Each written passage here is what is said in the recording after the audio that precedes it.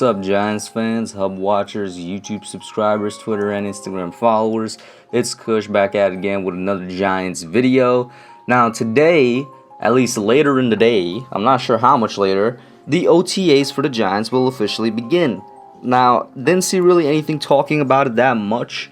Not even Giants.com has anything out about the OTAs, but we saw on the schedule that on the 24th, the 25th, the 27th, and a couple other dates running into next week as well, the third phase of the offseason programs begin, which is the OTAs, and we'll see how that goes. So tomorrow, or maybe even later today on stream, we'll have a little talk about that. But that's not what we're here for right now. Right now, we're here to talk about Kyle Rudolph. Now, this is a guy I want to talk about for a while now. You guys know this. Kyle Rudolph, in my opinion, is probably the most underrated signing this past free agency of the Giants offseason, at least on the offensive side of the ball. If we go on the defensive side of the ball, there's probably one or two more guys. Funnily enough, one of them would be from the same Minnesota Vikings team, Nafidi Odenigbo, who can come up there and be the most underrated signing. But at least on the offensive side, somebody that not a lot of people are thinking about is Kyle Rudolph, and a lot of that has to do with the fact that he's older. For some reason, because Kyle Rudolph is older, people seem to think that maybe he doesn't have it anymore. Maybe he's not going to be used that much anymore. And all I'm going to say is definitely get that out of your mind. This dude is still healthy. He's still playing at a pretty good level. And the only reason for him not being, as productive, as noticeable, I guess I should say, because people, they didn't really know what he did last year. The only reason for that is because he's been kind of slowly phased out of Minnesota's game plan and Minnesota's offense the past 2 years with Irv Smith Jr. coming onto the picture. But before we get into that, let's talk about what Kyle Rudolph is. At the core of his play, Kyle Rudolph is first and foremost a receiving tight end. Now, a lot of people watching this, or at least I know a good amount of people watching this, might be surprised because once again, what he's done in the past couple of years, specifically the past 2 or 3 years, he's been working on his blocking and he's become a really good blocking tight end.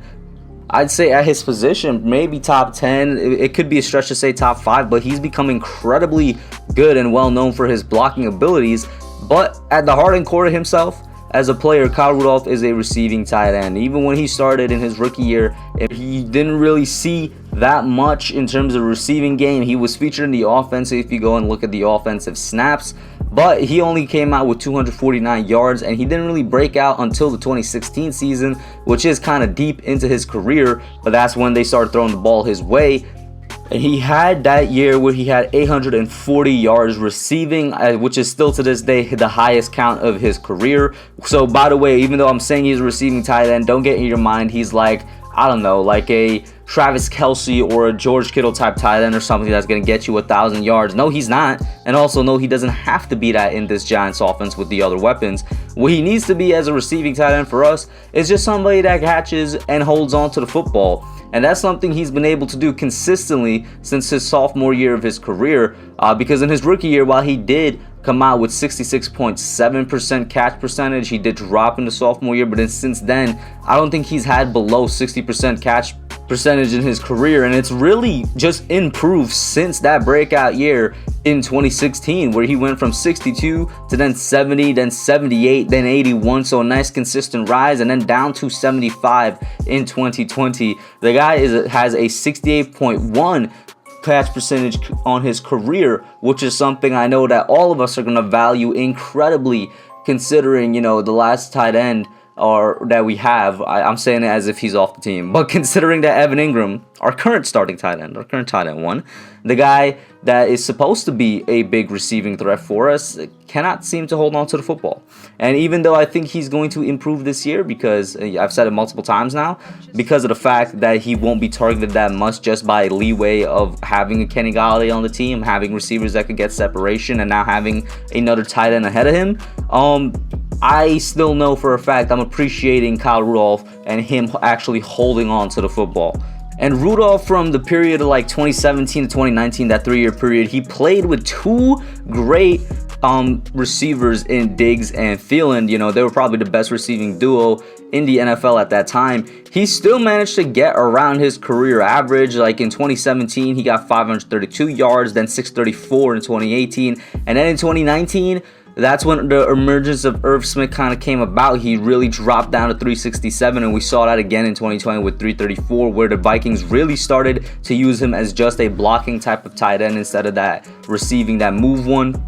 But we see that he can still be productive when there are other targets on the team. And once again, we don't need him to do anything crazy for this Giants offense. We just need him to catch the ball and get some yards after the catch, maybe, which he is capable of because he's a big dude. He's like 6'6", 265. But enough about his receiving talents, because listen, some of you might not be happy with the production. I am, especially that percentage that he holds on to, and he's shown that he can, if need be, and get to those high receiving numbers as he did in 2016. But the main reason I am so happy about this Kyle Rudolph signing is his blocking, which once again is a recent addition to his repertoire as a tight end. He didn't really start working on his blocking until around the 2017 offseason. Listen, this man's pass blocking ability is amazing. In 2020, he had a pass blocking grade of 73.8 in his 12 games, which I think is one of the best for the tight ends out there, and is actually better than some tackles. Some offensive linemen, actually, it could be better than, but it is what it is. He's not that good in run blocking. He's still improving in it, but he's not that bad either. He has a 59.1 run blocking grade in 2020. And it just makes me so comfortable to know that we have a tight end, a legitimate tight end that can both catch the football, that can both be a receiver and do the other half of his job that a tight end has, which is blocking. And we haven't had that in a long time. We've always had one or the other. Of course, over the past 4 years with Evan Ingram, we've only had the receiving part, and he's been trying to work on his blocking, but it literally hasn't improved that much. Otherwise, we wouldn't have signed a guy in Levine Toilolo to be our blocking tight end, who's like our second or third string tight end at this point. I think Levine Toilolo is, and even with Levine on the squad, the only thing he's good at is, blocking. He obviously does not have the chops to be a starting type tight end, so his receiving ability is not that good. Like, this is the first time in a long time we just have that kind of classic tight end build, and I'm not sure why I'm using the word build, but we just haven't had that. Is the word old school? I don't even think it's old school. We just haven't had a all-round tight end. That's the word I'm looking for in a while. We haven't had somebody that could catch and block, and Kyle Rudolph can do both, and that opens up a lot for the offense, and it makes the offense a lot more comfortable, in my opinion, as well. When there's going to be sets out there, when he actually has to go and add some protection for DJ, I'm more comfortable with him there than Ingram and then Toilolo as well. I think he is our best blocking tight end on the roster now. And then if there needs to be a dump off, I'm confident that he could catch it and that he could do something with it. Maybe a third and short, and Rudolph is on a drag route, and you just dump it off to him and he gets the first down. And this is also 100% going to benefit our wonderful and esteemed offensive coordinator in Jason Garrett as well. This is a tight end that I think he knows what to do with. It was very clear last year that Garrett, we all know he never had a tight end with the receiving ability and speed of Evan Ingram. It was very clear he wasn't sure what to do with him in the offense last year.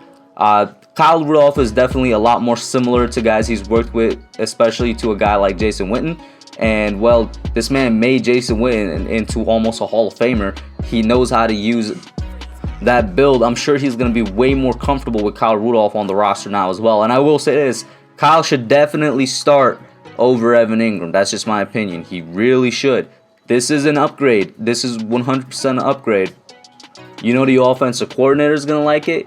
That the offensive line is going to like it. They're going to have somebody reliable in those big jumbo sets. And you definitely know Daniel Jones is going to like it, both for the protection and because he now has a tight end that will catch the football. But put your thoughts down below. Let me know what you guys think.